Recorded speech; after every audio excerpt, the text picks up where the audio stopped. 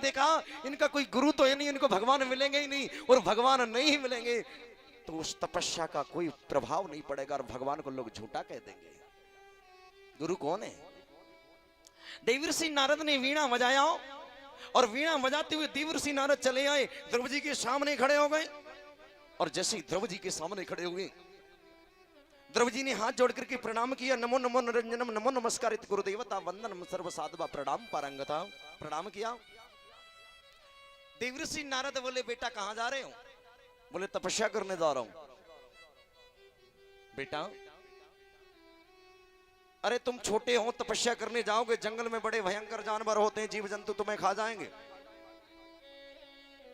बीना हाथ में लगा हुआ, सफेद दाढ़ी है। द्रौपदी ने कह दिया बाबा ये बताओ आप नारद तो नहीं हो? आप नारद हो क्या? क्या मतलब?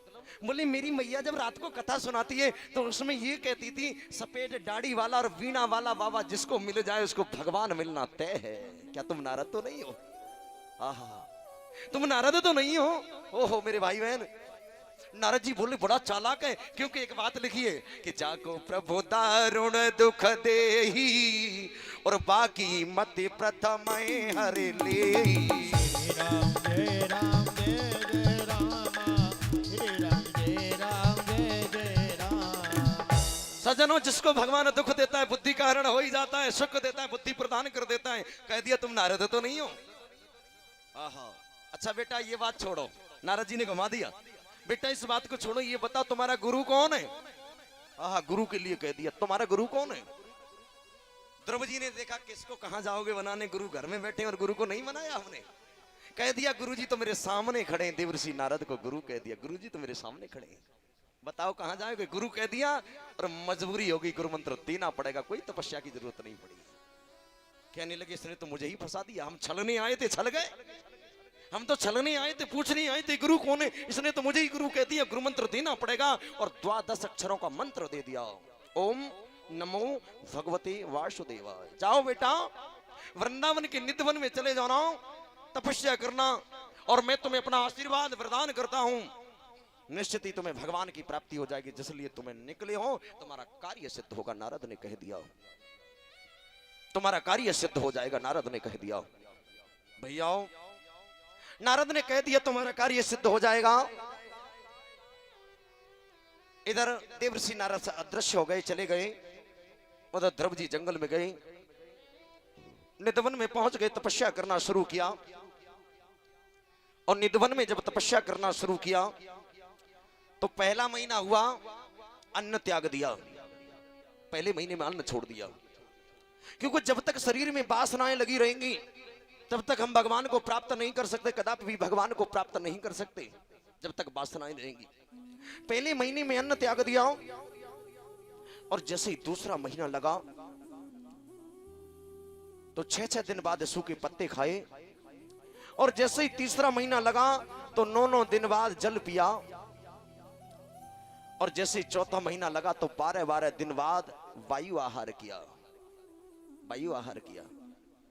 और 5वां महीना लगा तो द्रौपदी ने अपनी श्वासों को बंद कर दिया, और जैसे ही द्रव ने अपनी श्वासों को बंद किया मानो सारे संसार की श्वासें रुक गई हो, संसार की श्वासें रुक गई, सारे संसार की श्वासें रुक गई। ब्रह्मा जी का सिंहासन हिलने लगा। मृत्यु लोक में ऐसा कौन भक्त हो गया जो मेरे सिंहासन को हिलाए देता है? श्वास को रोक दिया, सिंहासन हिल रहा है। मृत्यु लोक में ऐसा कौन सा भक्त हो गया जो मेरी विश्वकर्मा की सारी क्रियाओं को रोक दिया? भैया देवर्षि नारद को भेजा, नारद जाओ, मृत्यु लोक में ऐसा कौन सा भक्त है जो मेरी सारी क्रियाओं को बंद कर दिया, मेरे सिंहासन को हिलाए देता है? भैया नारद ने ही तो गुरु मंत्र दिया और नारद को ही भेज दिया, नारद ने गुरु मंत्र दिया, नारद को भेज दिया। देवर्षि नारद आए, आने का सिर्फ नाटक किया, नारद तो जानते थे वो मेरा ही तो शिष्य है जो सिंहासन को हिलाए देता है, वो शिष्य तो मेरा है। आहा, जाकर के कह दिया एक छोटा सा बालक है वृंदावन के निधवन में तपस्या कर रहा है और उसने अपनी श्वासों को रोक दिया है, इसलिए संसार की श्वासें रुकी हुई हैं। नाना भांति नचाया, और ये भक्त ने हमें नाना भांति नचाया। भगवान कहते हैं भक्त में नाना भांति से नचाते हैं। भैया भगवान समझ गए इसने तपस्या को इससे ज्यादा पूर्ण कर लिया तो सिंहासन का मालिक बना जाएगा, मुझे ये आसन त्यागना पड़ेगा। जल्दी से भगवान भी चालाक है। आहा, आंखें बंद हैं, द्रौपदी तपस्या कर रहे हैं, ओम नमो भगवते वासुदेव मंत्र का जाप कर रहे हैं, और देखते देखते शंख चक्र गदा पद्म लेकर के भगवान 4 आयुध लेकर के सामने खड़े हो गए। भगवान के 4 आयुध हैं, सामने खड़े हो गए। भगवान जिस सामने खड़े हुए, भगवान सामने खड़े हुए, द्रौपदी ने आंखों को खोला, जो छवि अंदर बन रही थी देखा, साक्षात भगवान सामने खड़े हुए हैं, साक्षात परमात्मा सामने खड़े। कहने लगे मांग लो, क्या मांगना चाहते हो मांगो। आहा, क्या मांगना चाहते हो। द्रौपदी बोले जिसकी जिंदगी में जिसके सामने भगवान खड़े हो उसको क्या मांगने की जरूरत पड़ेगी, मुझे कुछ नहीं मांगना है प्रभु, सब कुछ मिल गया जब प्रभु मुझे मिल गए। नहीं नहीं भक्त मांग लो मांग लो। बोले प्रभु मुझे कुछ नहीं चाहिए। बोले नहीं मांग लो। मांगू मांग लो। बोले प्रभु अगर मुझे देना चाहती हूँ, जिस मौसी ने मुझे घर से निकाला, मेरी मैया को निकलवा दिया, मेरी मौसी की सदगति कर दो। क्या मांग लिया, क्या मांग लिया, दुश्मन का उद्धार मांग लिया। अगर मौसी मुझे घर से ना निकालती, मेरी मैया को ना निकालती, तो मैं शायद पैदा ना होता।